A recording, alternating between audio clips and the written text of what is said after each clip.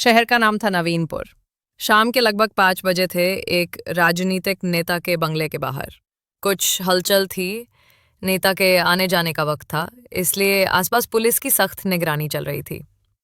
उसी भीड़ और सुरक्षा के बीच एक बुजुर्ग आदमी, करीब 92 साल के, सादा धोती कुर्ता पहने हुए, हाथ में एक छोटी थैली लिए खड़ा था। चेहरा थका हुआ, आंखों में धूप की जलन और आवाज में झिझक।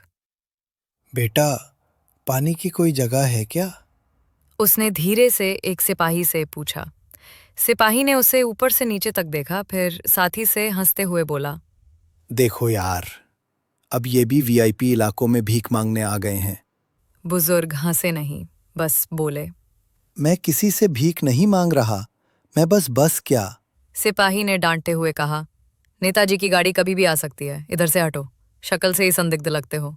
दूसरे सिपाही ने कहा। चलो अंदर, थाने में पूछताछ करेंगे। किसी ने नाम नहीं पूछा, ना पहचान, ना कोई शिकायत दर्ज थी, ना एफआईआर। बस शक के आधार पर एक बुजुर्ग को घसीटकर लोकल थाने ले आया गया। पुलिस स्टेशन के लॉकअप में वो बुजुर्ग चुपचाप बैठे थे। 4 घंटे बीत चुके थे। एक सिपाही ने मस्ती में कहा, बाबा बताओ, चोरी का प्लान क्या था? दूसरा बोला, या फिर किसी वाईपी को देखकर डराने आए थे? बुजुर्ग ने कुछ नहीं कहा। उन्होंने बस एक बार पानी मांगा, वो भी मजाक बन गया। पानी वीआईपी लोग पीते हैं, तुम जेल के लायक हो। थाने के अंदर हंसी चल रही थी, पर उस लॉकअप के कोने में एक आदमी चुपचाप बैठा था, जिसकी चुप्पी वक्त के गाल पर तमाचा बनकर उतरने वाली थी। और तभी थाने का दरवाजा खुला। हल्के भूरे रंग के सलवार कुर्ते में एक 28 से 30 साल की युवती अंदर दाखिल हुई। कंधे पर एक साधारण सा बैग, आंखों में गहरी दृढ़ता, चेहरा शांत, लेकिन आंखें जैसे कुछ तलाश रही हों। मुझे एक व्यक्ति से मिलना है। ड्यूटी पर बैठे हवलदार ने उपहास भरे अंदाज में पूछा, किससे मिलना है? कोई प्रेमी है क्या? नाम बताओ। युवती ने बिना भाव बदले कहा। नाम है हरिनाथ शुक्ला, उम्र 72। आपने आज शाम को गिरफ्तार किया है। हवलदार हंसा। अरे बाबा, वो तो लॉकअप में है, कोई और उचक्का होगा। तुम कौन? उसकी वकील। युवती ने चुपचाप बैग से एक आईडी कार्ड निकाला। प्लास्टिक पर लिखा था Aarohi Shukla, IPS, headquarter duty.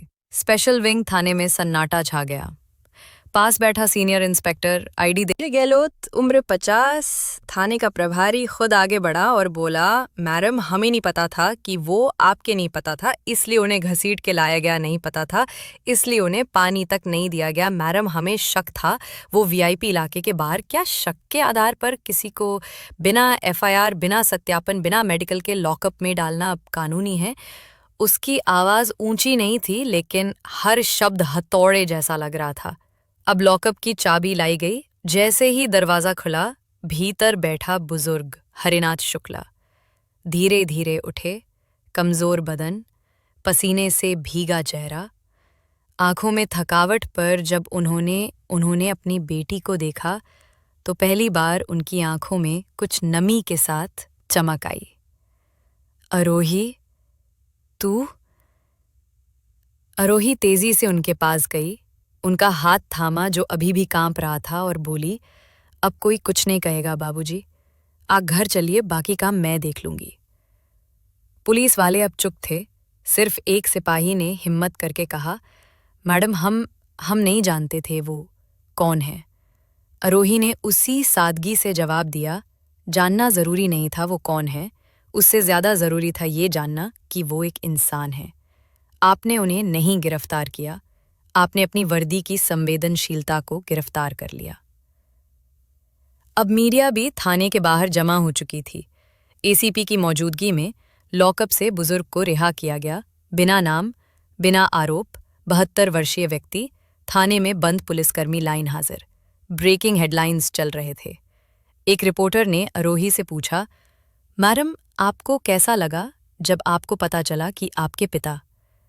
आरोही ने उस सवाल को बीच में काटते हुए कहा, मुझे एक बेटी के रूप में तकलीफ हुई और एक अफसर के रूप में शर्म, लेकिन जवाब अब तकलीफ से नहीं, सिस्टम से मिलेगा, और वो मिलेगा कानून के दायरे में।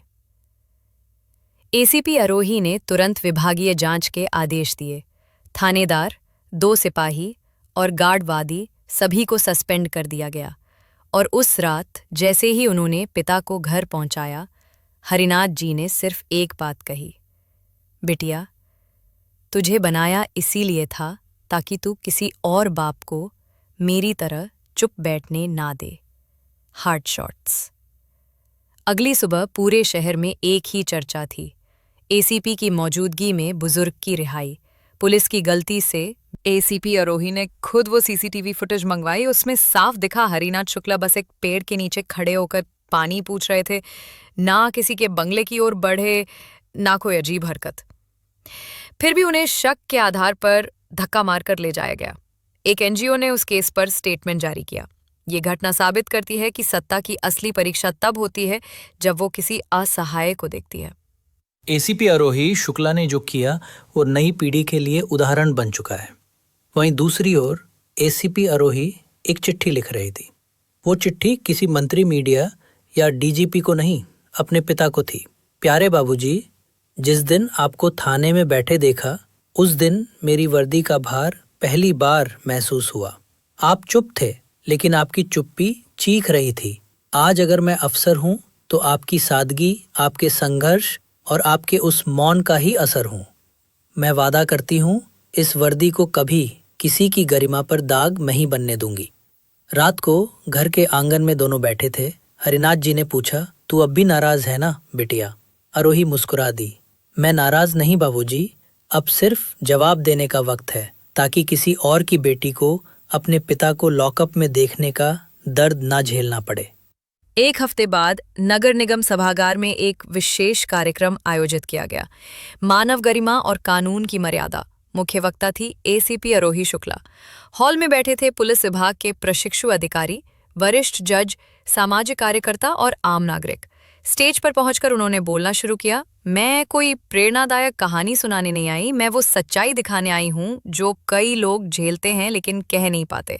मेरे पिता एक सामान्य ईमानदार नागरिक, उन्हें शक के आधार पर अपमानित किया गया क्योंकि उन्होंने वर्दी नहीं पहनी थी बल्कि गरिमा पहनी थी, जो किसी को दिखती नहीं। हॉल में सन्नाटा था। उन्होंने माइक से थोड़ा हटकर जेब से एक कागज निकाला। वो चिट्ठी थी जो उनके पिता ने उन्हें दी थी। उस रात बिटिया, जब तुझे पहली बार वर्दी मिली थी, मैंने ऊपर वाले से सिर्फ यही मांगा था कि तू वर्दी को इतना ऊंचा मत चढ़ने देना कि तेरे पांव जमीन ना छू सके।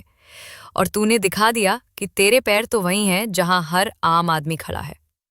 उस दिन के बाद शहर के हर थाने में एक नई गाइडलाइन जारी हुई। किसी भी नागरिक को शक के आधार पर गिरफ्तार करने से पहले नाम, पहचान और आधार सत्यापन